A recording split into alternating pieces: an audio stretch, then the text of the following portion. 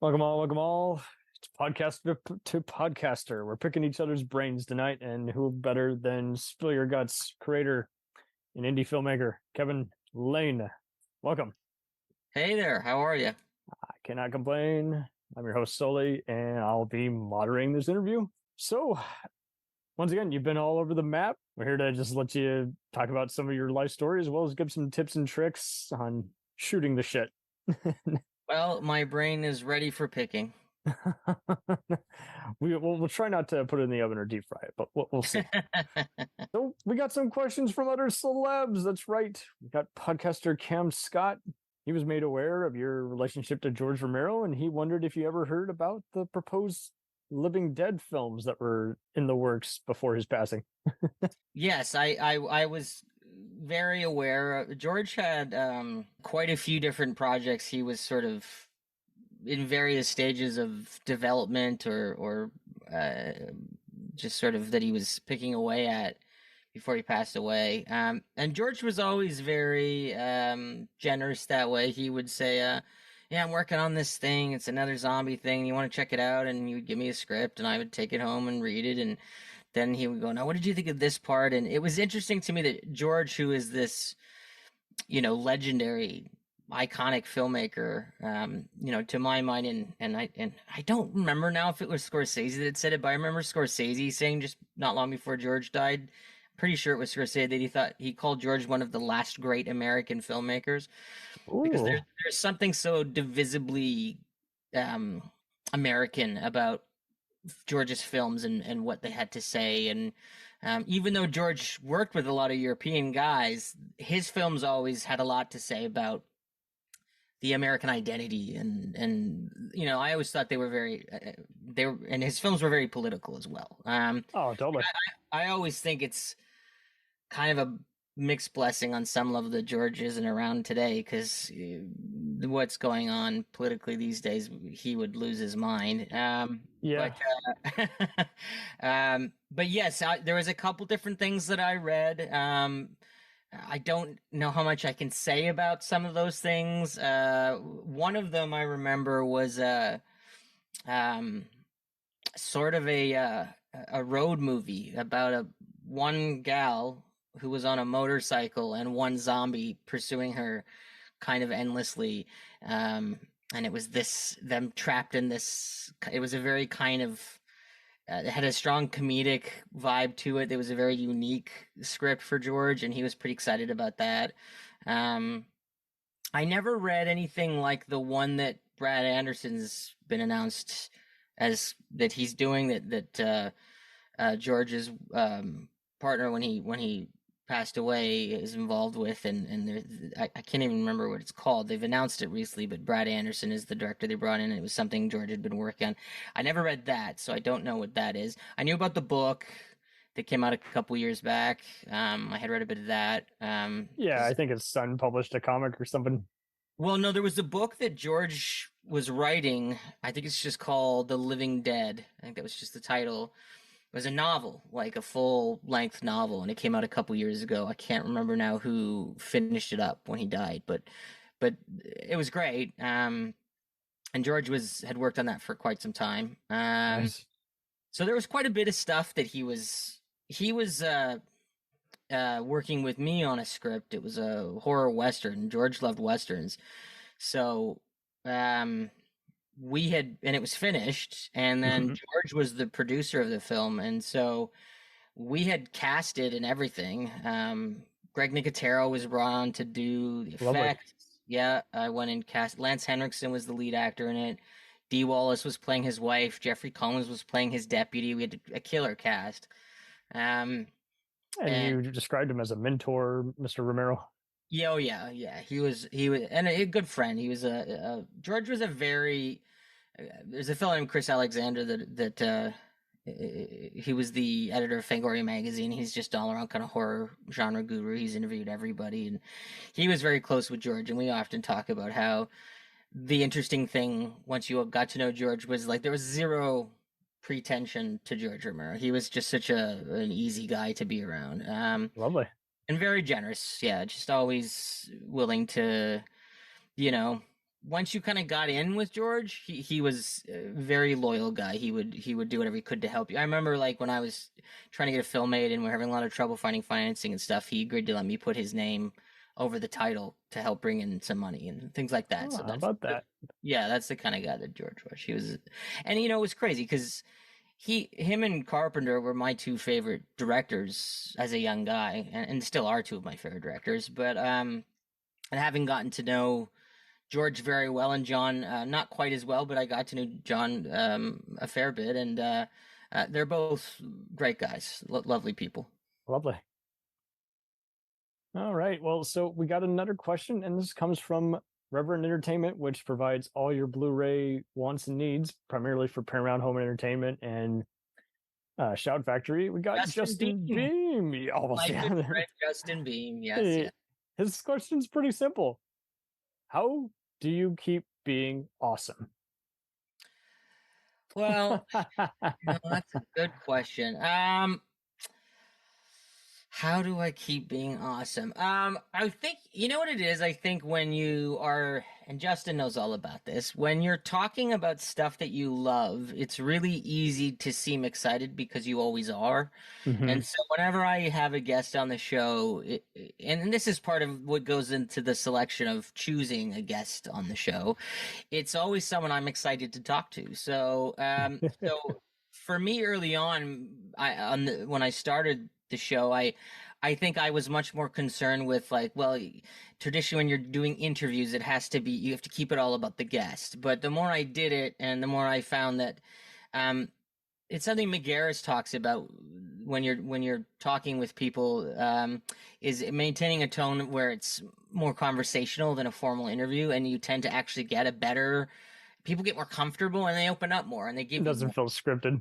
That's right. Yeah, and they don't feel like yeah, that's right. Yeah. So I think I just try to choose people that I actually really want to kind of talk to and hear their story and hear the stories of the things they've done and try to have fun with it too. I mean, it's like, you know, one of the things I always say about horror films is like they're the most fun sets to be on, because as soon as you take a bunch of people and you give them fake blood and you're staging elaborate deaths, people are immediately going to have fun. So I just try to make sure that the conversations have that tone.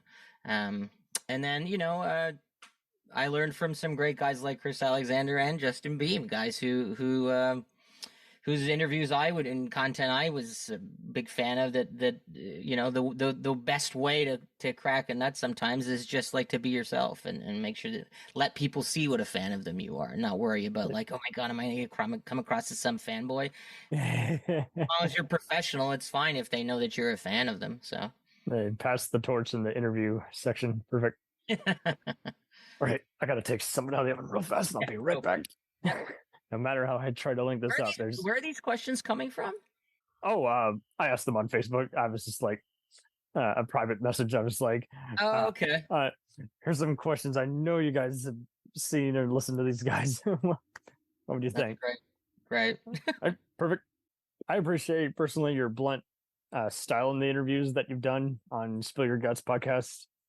But why do you think personally you're able to get all this raw emotion and uncensored answers from the people, other than the casual side of things? I think that's a funny question. It's a quality I think I have as a person that just again early on in the show I think I censored that trait of myself, thinking what if I offend someone? But I sort of came to realize that that quality in me had done a lot for me as a filmmaker when I was trying to get in the room with an actor I wanted to pitch a project, or that my kind of lack of fear around whether someone would say no or say I'm not interested. I don't fear that rejection isn't something that's ever been a huge fear of mine. I guess especially when I was younger, I had a certain confidence about like, well, if someone says no, like they're lost. And, as I've gotten older, I think I've tried to kind of modulate that a bit more into, being confident in my approach to an interview just has to do with the fact that I don't ever ask people things for sensationalist reasons. It's always part of trying to get a complete narrative. And if that narrative is about their life or about a project they're involved, it's still all coming from that same place of just trying to give the listener the whole story. And I don't think you can always get the whole story if you're afraid to ask occasionally difficult questions. And if a guest says, I'm not comfortable answering that, that's fine. But I don't think that's ever happened. At least lovely. not on Spill Your Guts. Yeah. You can't control what happened on any other show, but Yeah.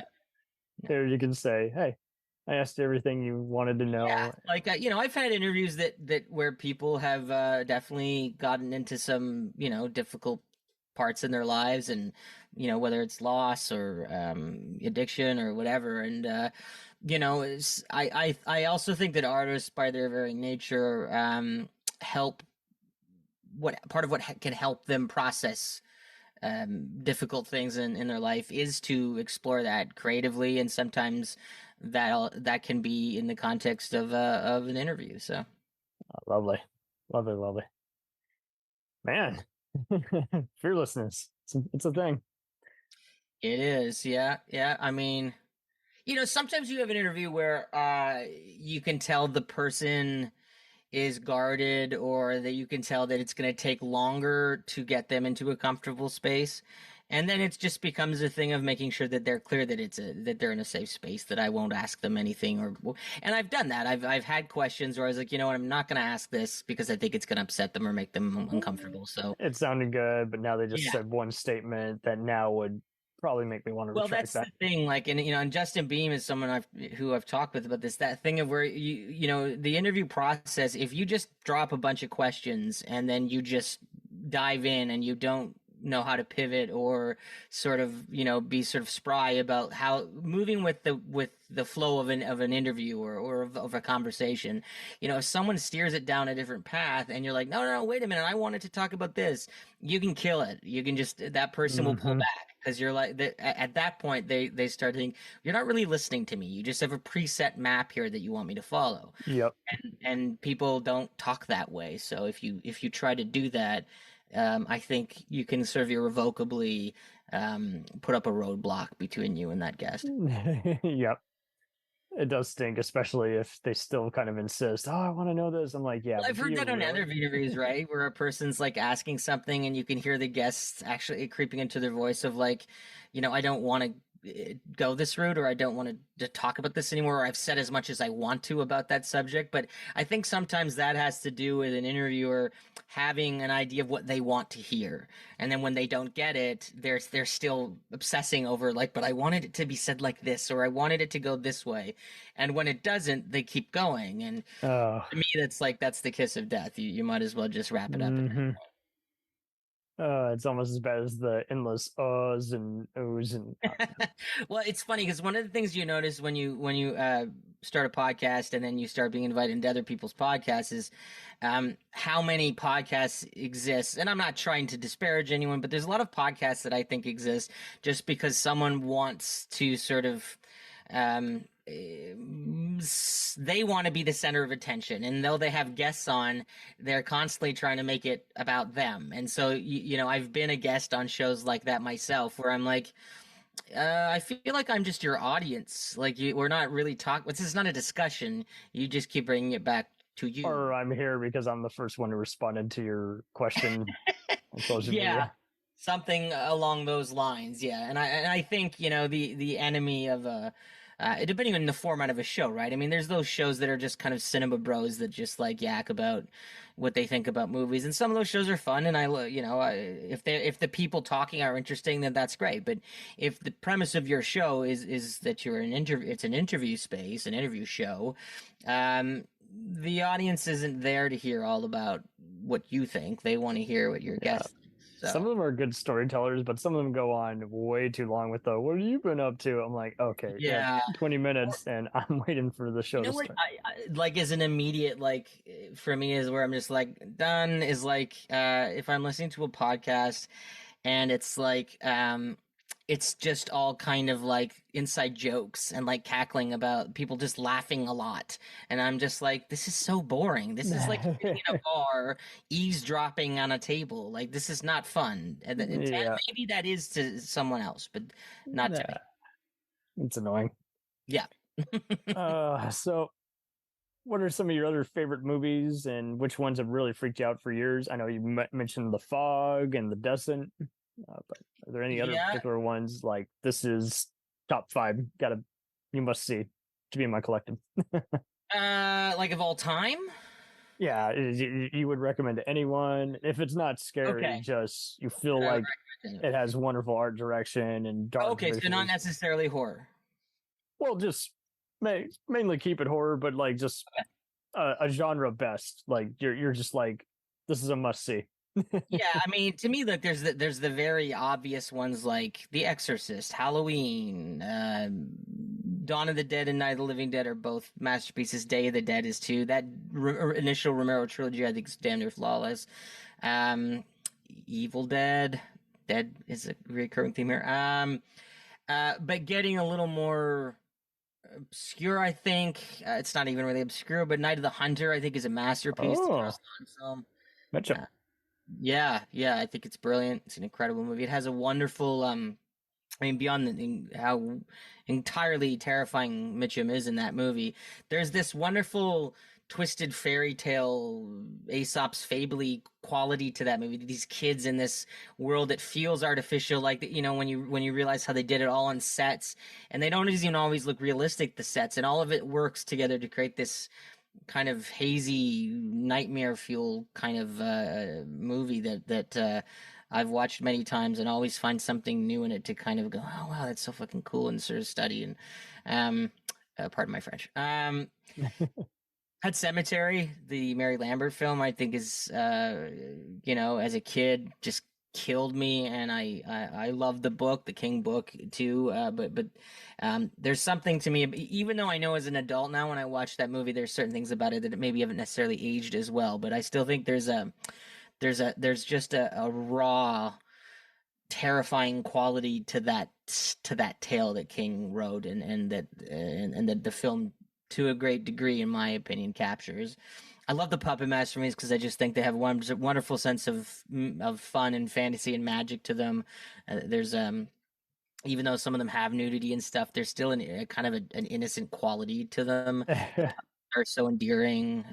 The stop motion work by David Allen is beautiful, so a big fan of those. A little more like obscure, I guess. There's a movie that came out. I've actually got an episode of the show. Okay, here's a little teaser for you because I have a whole episode of the show coming out about this. There's a movie that came out in 2021. I want to say it could be 22, but I think 2021, called Hunter x Hunter, that starred Devon Sawa and Nick Stahl, and I can't remember the gal's name. I think I saw that posted, but I didn't know what site it was streaming on. I love that movie. I love that movie. I think it was such an unsung masterpiece of a genre film.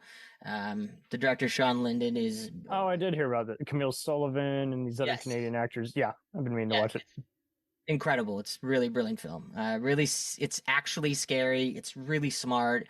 Gets under your skin. Beautifully directed and acted. Devon Sawa to me is like one of the great genre actors we've got. I love him. I think he's fantastic. Mm-hmm. So that's a movie that's really stuck to me. And then this year I loved Cobweb. I thought it was great, full on, like just pure horror at its best. I liked The Last Voyage of the Demeter. I thought that was great. Good. I was one of those movies I was like, I didn't think I really could find Dracula unnerving at this point, but that movie Yeah. managed it. So Good. that's a more modern one that I'm a bit. And Jaws, can't forget Jaws. Perfect. Psycho, another one. Oh man, see, you get me going, you're in trouble. Psycho is a movie I've seen like 100 times, and I'm still always just like blown away by the craftsmanship of that film. Lovely. Silence of the Lambs. Oh, there you go. Yeah. Circling around and Anthony Hopkins in Silence of the Lambs and Jodie Foster is just like two of the great performances of all time in my books. lovely. So then, uh, going back on, how did you have a big uh, stage career? I wouldn't say it was big. Um, it was very formative for me. I started out wanting to be an actor, and the only way I could sort of think to kind of try that out and see if that's something I could really connect to was to do it on stage. So I started doing plays as a kid, just local theater stuff. And then in high school, I started to write and direct plays at my high school. But they started to get very serious, and I started to get very serious about them, and tackling difficult subject matter, and I did one in particular that became sort of a weird thing because it became so popular where in the town that I grew up in, a place called Mississauga, that we ended up having to do multiple runs of the show because people kept coming to see it, and it was a high school play. And it was a play that I wrote and directed that was about a jazz station through the decades, sort of dealing with race and racism and privilege, and this wealthy son of a politician who kept trying to shut down this jazz station for a variety of reasons, and I played the kind of evil politician's son.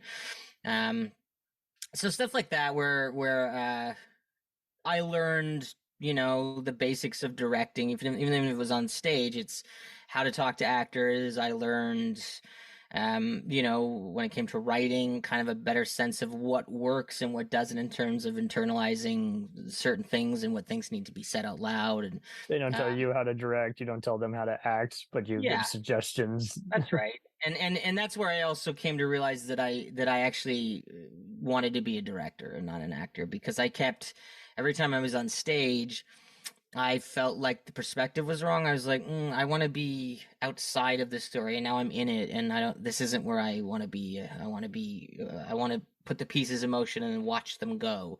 And when you're in the thing, you're not doing that. So, No. but that also cemented to me that I wanted to make films. So I directed my first film when I was the first year out of high school. It was terrible, but I rented lights and I had a crew, and I just experimented, and it was a kind of a religious horror film, like an Omen kind of movie called The Revelation. Ridiculously ambitious, terrible movie. Like no one will ever see it. I've made sure of that.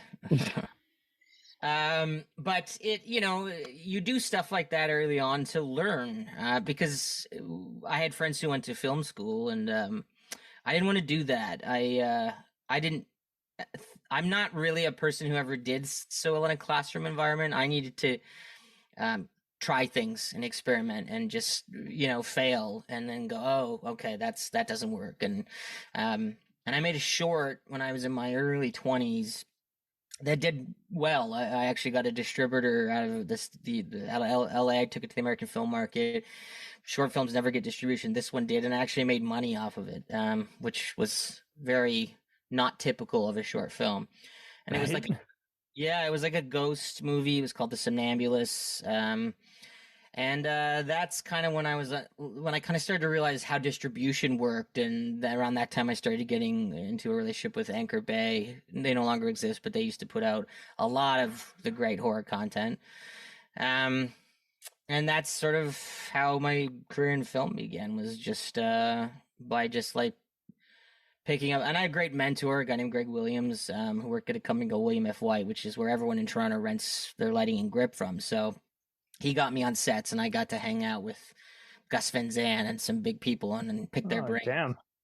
I remember getting onto the set of Jason X, and I was doing some assistant playback stuff on that movie, and that was a blast. When I saw Kane Hodder just last year at a convention, and I went up to him and told him the story about some of the things that happened on that set, and he was like, "Oh my god, I can't believe you remember all of this." And I was like, "Dude, it was you've been in a billion movies, but for me, I was on a Jason movie. I remember everything about it."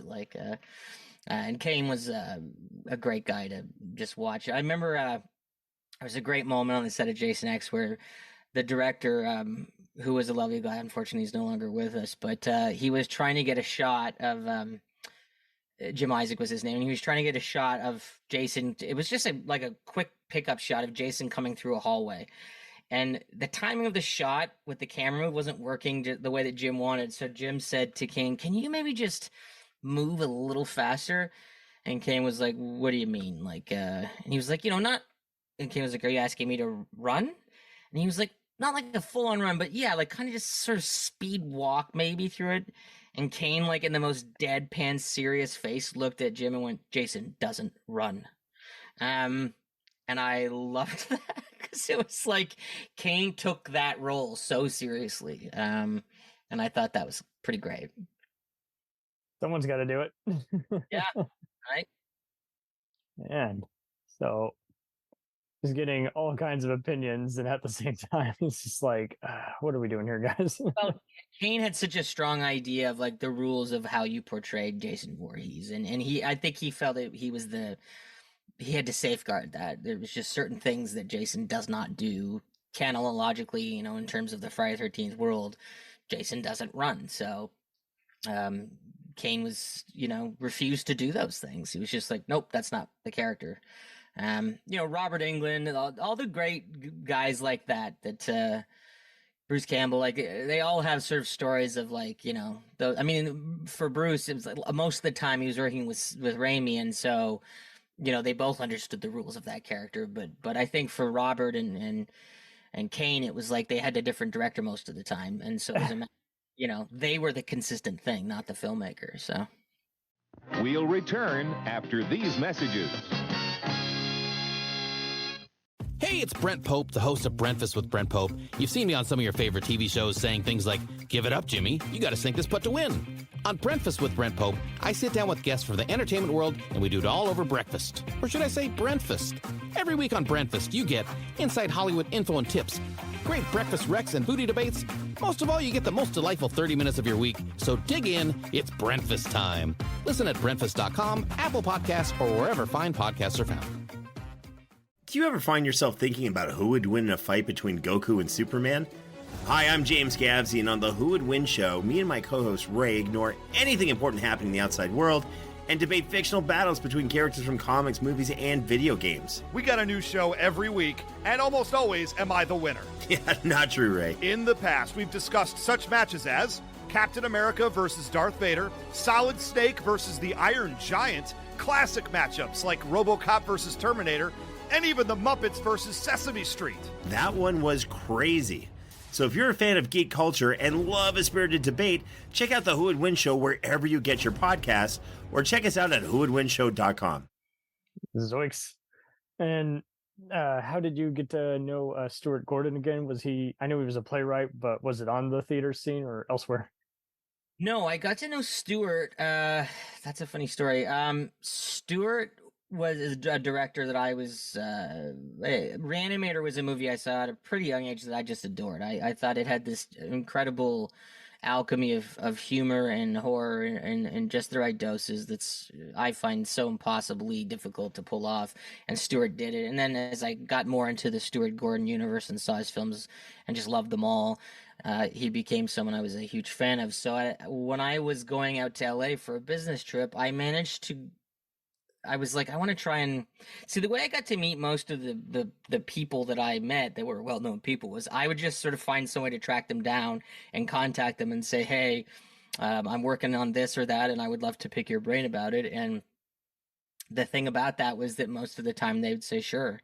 I guess it was just like if you could get a hold of them. And the weird thing was Stuart had his own personal email listed on IMDb at that time.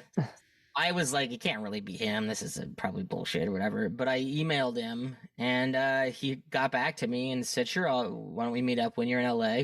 So I remember me and my producing partner went and met with him at his office. And sure enough, it was really Stuart Gordon. And he put me through like a test. He said something about, I don't remember what we were talking about Christopher Walken. Christopher Walken came up somehow. And my producing partner goes, oh, Kevin does a really good Christopher Walken. And Stuart turns to me and goes, do it.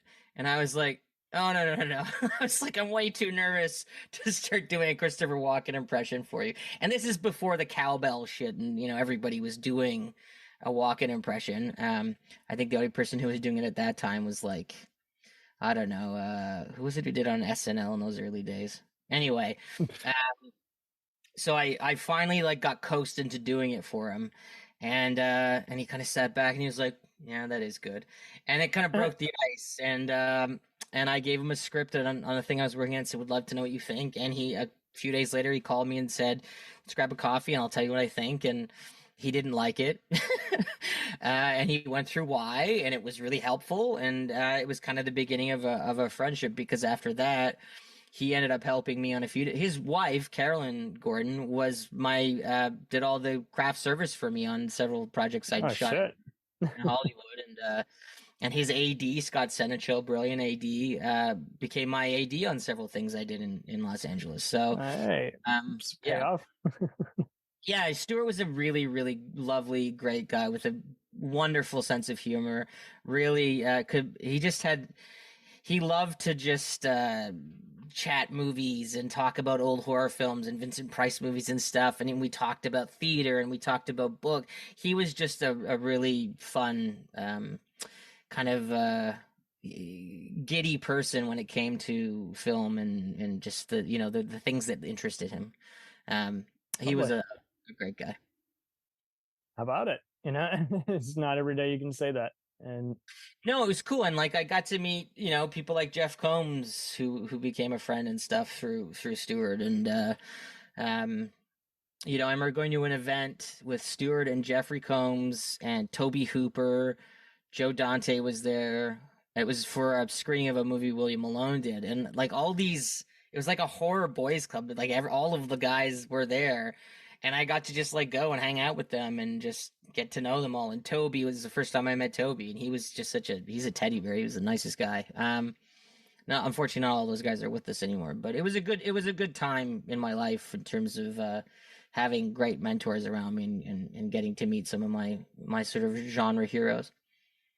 that's lovely. And when you write, when you start taking notes, pretty much, what do you recommend for filmmakers who are kind of in that zone now? Like, how do you spread out, taking notes versus listening and learning? Do you mean when you're writing a screenplay? That, or they're helping you on set, and sometimes they give you that special advice, and you're like, "Shit, I just forgot what they were saying."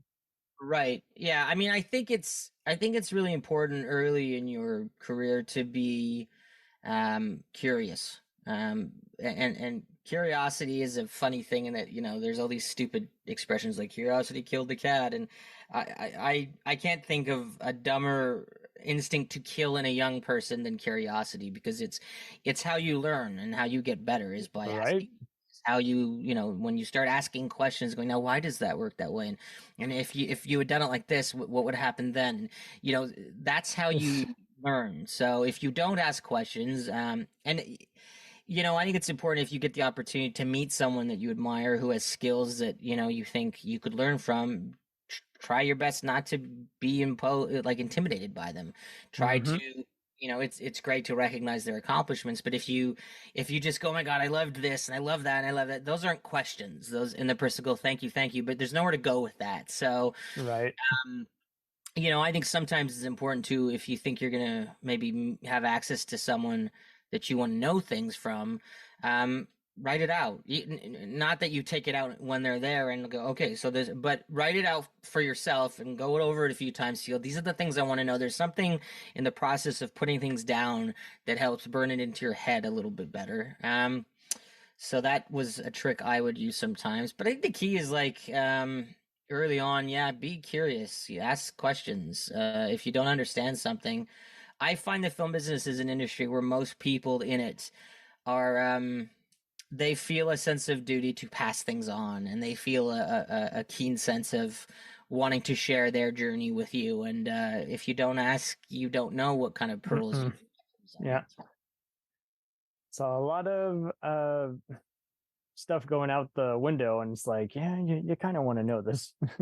Yeah, well, and I think it's the first few times you're on a set, it's overwhelming because there's so many moving parts, and you're looking at all going, "Oh my God, this is a lot." And I mean, I think it's a little different now because when I was starting out, it was the early era of like DVD behind the scenes stuff where we got to see real detail on a really detailed level, like what a film set is like. But even those things were always like, a lot of the rough edges were usually smoothed off. There was nothing in those about like how if you don't feed your crew well, the whole thing falls apart. So I think getting on sets and kind of the best way to do that, and I think probably still is like get on some student films or put one together yourself and just start on a small level to see how all those moving parts add up to create something. Lovely. And again, you're gonna remember these stories. Like, remember when we all met on that awful short film? Oh yeah, No yeah. one knew what they were I have doing. plenty of those. Yes, yeah. Oh yeah. Yeah, I mean, I did a movie called Off Season. It was a slasher film, and we shot it like in the middle of nowhere in the woods. And you have your whole crew and cast all together for, I think we had 2 weeks to shoot it, and it was very ambitious crane shots and Steadicam and all this shit in the woods. So if something breaks or isn't working, you're not just running out to get a new one. Like, oh, our Steadicam isn't working, let's just run to the store and grab a new stead. Like, that's not happening. If you're in Toronto or New York or wherever, like, you can get something in, but when you're in the middle of nowhere, it's all bubblegum and popsicle sticks if something needs to get fixed. So I was on this movie where we were working like 20-hour days, and you get to by day 4 or 5, everybody's getting a bit crazy. I bet. Yeah, the combination of the adrenaline and the lack of sleep, and for some people, marijuana or alcohol just ends up creating a certain vibe that can be very fun and creative. But if you aren't careful, you can lose time because everybody gets too loose and you're not staying efficient anmoore. So Right, you're not focused, so you can't very well. Yeah, there was one time on that shoot where I was set up high up on this like scissor lift thing for a shot we are gonna do, and I fell asleep in this thing, and everyone was so tired they forgot I'd gone up in it. So I wake up like, I don't know how long, 45 minutes later, to everybody like screaming in the woods with flashlights, and they thought that I had fallen into the lake or something because no one thought to check up in this thing where I had passed out, and so we lost like a good hour there while I recovered consciousness. Yeah. Yeah. There's a lot of times where it's like you need to make sure your wingmen are in the same zone as you. Yeah, your AD is really important. Your DP, your cinematographer is your right hand when you're shooting a film. I've gotten to work like when I worked with Dean Cundy. I mean, who's become a close friend, but one of the legendary DPs. It was like the easiest shoot I ever had because he was just such a ridiculously talented and experienced person, and I just didn't have to worry about anything. And my AD was a genius, and when you put the right people around you, that's most of the work. Right? No needing to remember. It's all there. Well, I remember like when I was shooting with Dean, and like you're familiar with Dean Cundy's work. Yes, I love that cinematographer. Yeah, he's amazing. And I remember we were shooting a project called Lineage, and there was a shot we had with William Sadler, the great character actor William Sadler, and there was something about Dean set up the shot, and it was supposed to be this kind of hazy, misty shot where it was supposed to feel very nostalgic, and it was supposed to feel very kind of like it was maybe a dream or a memory. And so we had all these ideas about how we were going to accomplish that, and we get ready, and Dean and I look at the monitor, and Dean sort of looked and said, "Well, what do you think?" And I was like, "It looks amazing, Dean," because it did. And Dean was like, "No, something's missing." And I was like, "That's great." And so he jumps off because he was sitting on the dolly, and he jumps off and he runs over and he says, "Give me this, give me that." He's talking to his crew, and all of a sudden he puts up this little like, kind of gauzy piece of material over one of the lights, and it casts this kind of hazy ripple over one wall, and it transformed the whole shot. And all of a sudden, a shot that was already great was epic. And I was like, that's why you're in a really good spot if you're able to get a Dean Cundy on your shoot. Unfortunately, there's only one. But right. Other good DPs, of course. But Dean Cundy is and remains to this day my favorite cinematographer of all time. And it helps that you've actually gotten inside his head, and there's no. Oh yeah, and he's a wonderful person. He's a person who did a lot for me in my career. He really invested in helping me build a career, and yeah, I owe a lot to Dean Cundy. He has no business being as talented as he is, but No, it's ridiculous. It's nuts. You look at his filmography and you're like, Jesus. It's like it's nuts. Yeah, it's crazy. And you'll always remember these stories because it's like, well, but he brought his A game to everything, whether it was.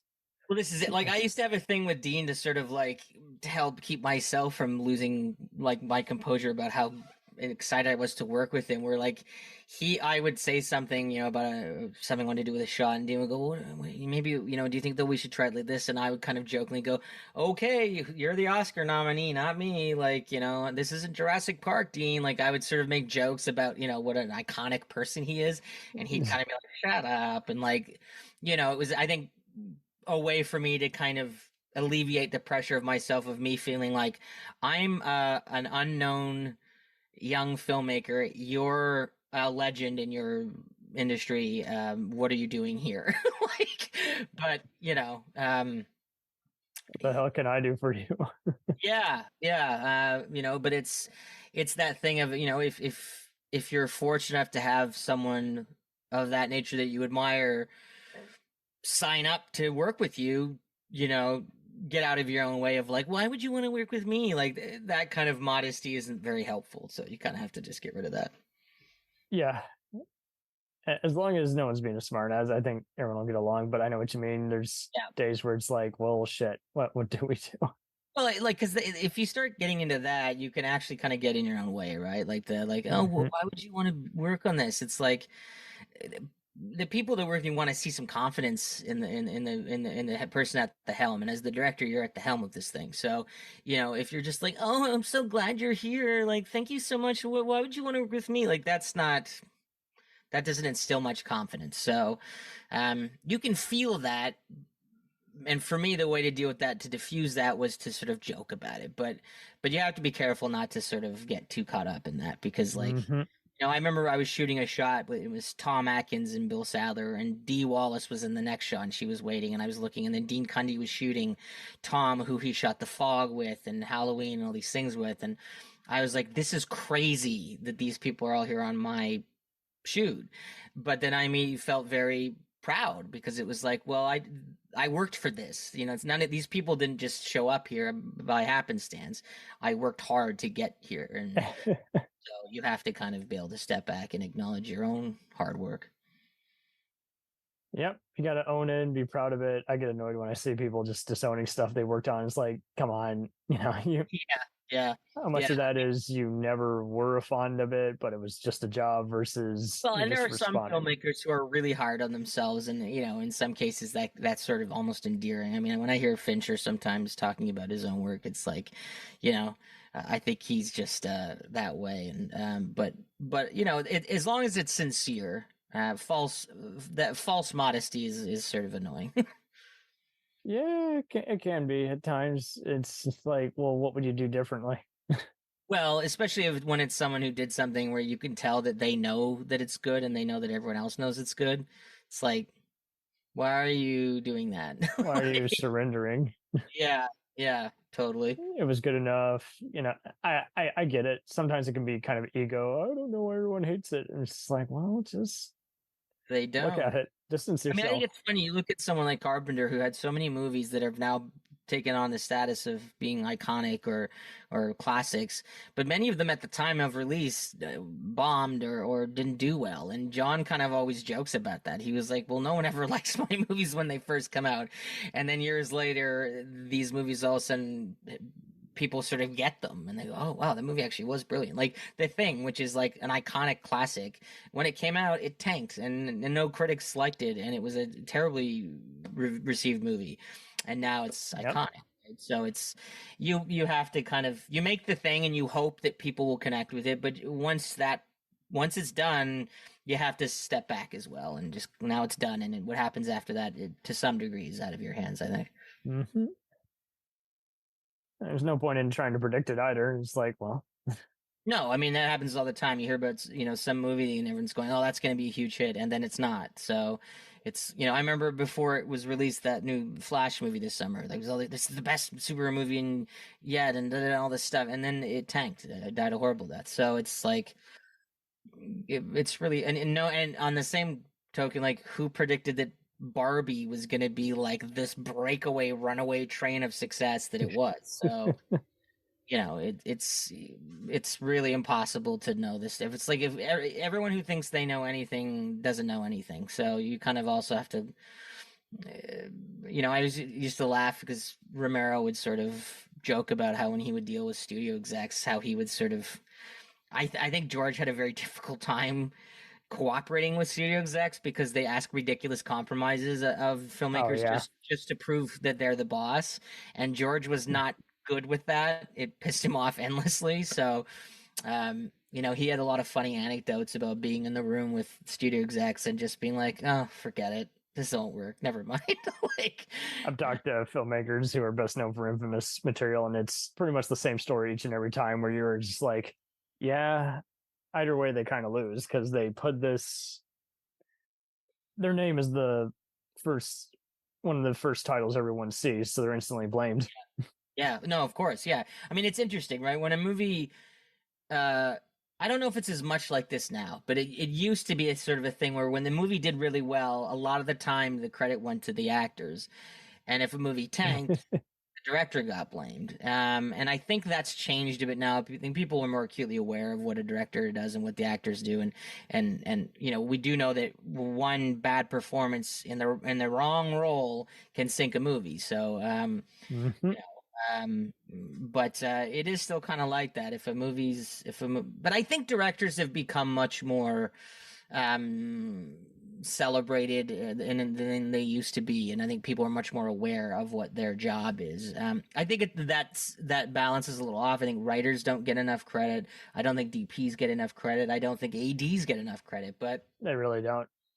Because they're more often than not the ones who are reporting who's late and is this director going to work out because they're not following the producer's orders. Yeah, totally. I mean, I've been on shoots. I won't say what they were, but I've been on shoots where I was like, this director is driving this thing into the ground, and the movie finished, and it wasn't too bad because the DP and the AD pulled together and with the producers and helped make sure that the movie got done. Right. And then everyone wonders why were they so bad on these next 5 movies. Well, and the thing is, like, that director still gets the credit, right? When you're like, it wasn't bastard. Really, yeah, totally. And you'll never hear that guy go, "Well, actually, it was the DP and the AD who pulled this thing together. I was out to lunch." Like, you never hear that. So, yeah, I hope it can change, and everyone can kind of just call. I mean, much like we've seen with firearms on set, I hope the minute someone does something unprofessional, someone can shout that without seeming like they're talking shit. Yeah, I think there's a lot that is changing. I mean, we're seeing more women given the opportunity to. That was ridiculous too, how they would cover up for a predator. Oh, well. Well, that, and I just think also just the lack there. I mean, there's so many great female filmmakers that weren't given opportunities because it was such a boys club, and I think there's still work to do there, but I do think that it is changing, and I think that's very exciting. I think it's great to have different voices, whether that's race or gender or whatever. I think film should be this potpourri of different voices, and if all the voices are the same type of person, that's pretty friggin' boring. Yeah, you gotta get some new blood in there, and yeah. If we're gonna add some social and political commentary, you got to remind everyone that's part of the story. We're not trying to be heavy-handed.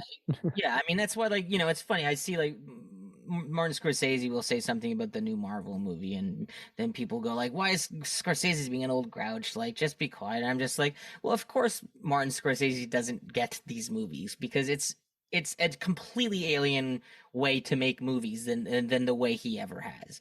He didn't come up he came up in the time of like avant-garde, like very real, like New York cinema and stuff, not this, Well, and on your earlier point, it's really ridiculous because those are perfect examples of made by committee movies, like the 100%.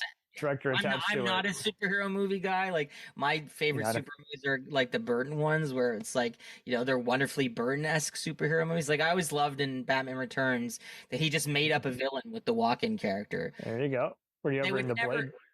Yeah, when Blade was great. Like but I don't think they would ever let a director of a Marvel movie now just create a bad guy. He'd have to That's be. why Scott Derrickson left. He was like, Yeah. I think it was Edgar Wright who said that he was interested in making a Marvel movie, but they weren't interested in making an Edgar Wright movie. And I was like, that's the problem there, to me at least. oh, totally. I'm sure you might have heard of some of the key Jim Henson puppeteers who left the company recently just because Disney was pretty much giving them a duly noted. And it's like, but that goes for anybody. The minute you are just being told, hey, I mean, I was devastated when not only the day Stan Winston passed away, but when Rick Baker retired. Yeah. Oh yeah, man. So Rick Baker's retirement was like, oh, Legends, you're telling me no one had his back? Well, it's just crazy, right? Because and again, these are guys who came from a very tactile type of filmmaking, where a lot of it was really kind of, that they made that stuff. It wasn't like just all sort of put together by 30 people. And they're nice guys, so you can't say they're ego-headed or not saying the right thing at the right. I've never met a guy that worked in the effects side of things that wasn't cool. They're always the coolest guys. Greg Nicotero was like the fucking sorry. Savini was very rude to me at a convention. On this, by the way, I don't even know. He was rude to you? Oh yeah. I had heard that he's nice to women, but is very disinterested. And I was one of those where I'm like, I kind of want my $40 back. If you don't want to even talk. Well, maybe there's an exception to my rule about makeup effects people. But yes, most of them, I pretty much, everyone's been nice. It's really only been certain directors on the day or the extra coordinators or the wardrobe. Well, you're going to meet, grumpy people or nasty people in any facet of industry. It's just unfortunately, yeah, that's the way it is. And so I just think it's weird that in show business that if someone's that way within reasonable context, I'm not talking about if they're hitting people or something. Right, like right. Someone will meet a celebrity in the street or at a restaurant and say, "Oh, they weren't nice to me," and I'm like, well. Maybe they were having a shitty day. Like, I don't know. I mean, it doesn't make them a bad person. It's unfortunate you didn't have a nice interaction with. And I've seen that. There's been people I've met where I'll say to someone else, like, oh, I loved them. They were so great. And that person's like, really? I met them at this thing and they were really cold and distant. I'm like, well, maybe they were exhausted. Maybe they were hungry. Maybe they had gotten into a fight with their significant other. Like, they're people. So you have to give it that context of, we see these people in movies and there's a tendency to sort of bestow upon them some other, beyond basic human nature stuff, but they actually are just people. Absolutely. It's very telling. Yeah. Man, so we kept you here and we've gone to town. Let's go into the tips and tricks before we let you go. Obviously everyone kind of has their own personal checklist when they're getting attached to a project. Is this person giving me maybe answers? And there's everything else. Do they have a shot list or storyboards? Are they open to, notes, or are they just kind of in their own little head and not letting people know what's going on? But what are your main requirements for any movie set? Like for like when prepping for a shoot? Mm-hmm.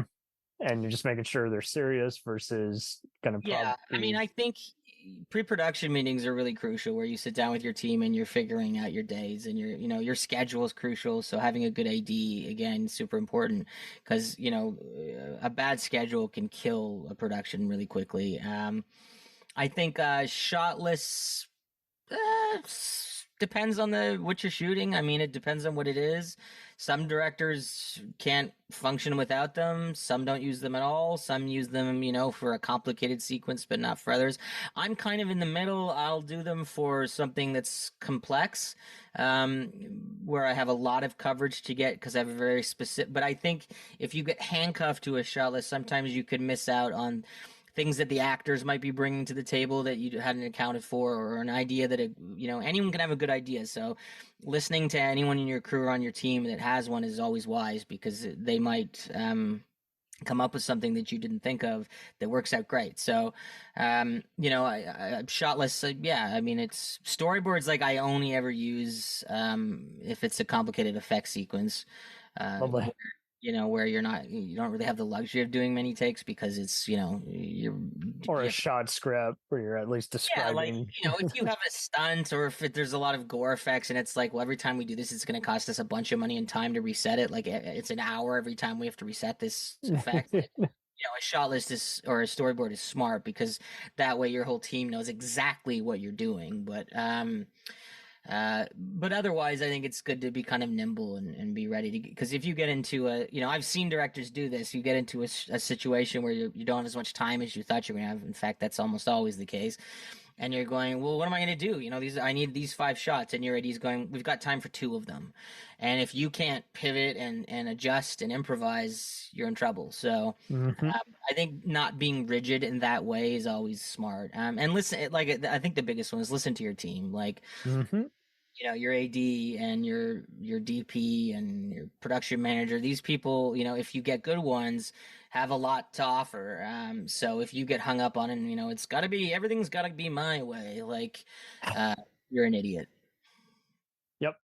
Yeah, I really appreciate it. In the indie film you were on, When a Tree Falls, it kind of gave me a very gritty 70s grindhouse kind of look. Yeah, Phil Carrera, great director, old friend of mine. Yeah, that was a fun thing to do. Yeah, it's on Tubi. It is. Yeah, that's right. Yeah. That was a fun show. It was. I remember they called me. I had shot that opening sequence that you saw me in the beginning of the movie, where I play a really horrible guy. And they wanted to bring me back to do. They wanted to show my character's death, because in that movie I die off screen, and so they decided, well, I think we're just gonna hate this guy so much we need to see him get killed. But I had already flown out to LA, where I was living at that time, and this movie was shot here in Canada.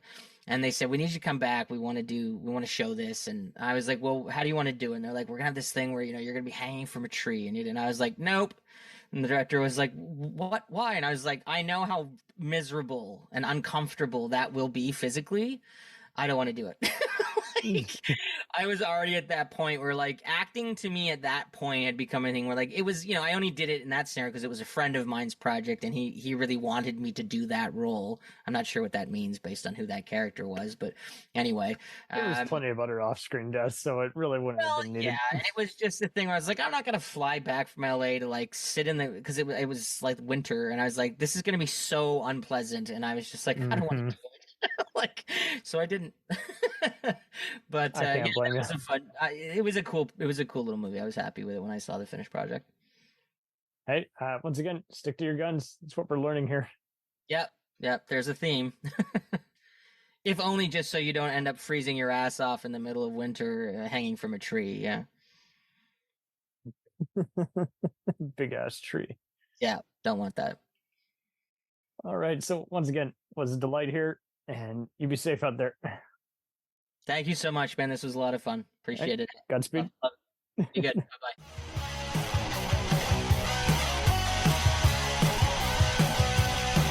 Follow us on the web on Facebook, Twitter, and Instagram. The podcast is available on Podbean, Spotify, iHeartRadio, Anchor, Apple, and anywhere else podcasts are available. Feel free to review our show and leave comments on any of those sites. Thanks a million for listening. It's a jacked up